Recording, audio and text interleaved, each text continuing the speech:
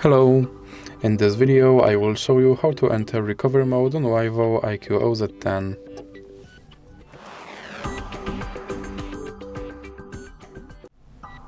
So you have to start by opening your power menu and then select power off. And now when your device is completely powered off, you have to press power button and volume up button at the same time and hold it for a few seconds.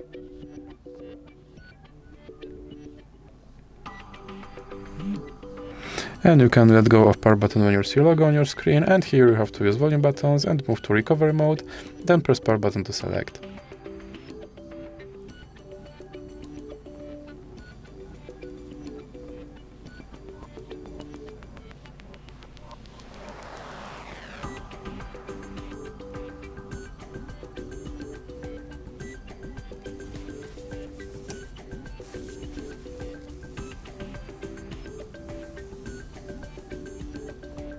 And as you can see, I'm now in recovery mode.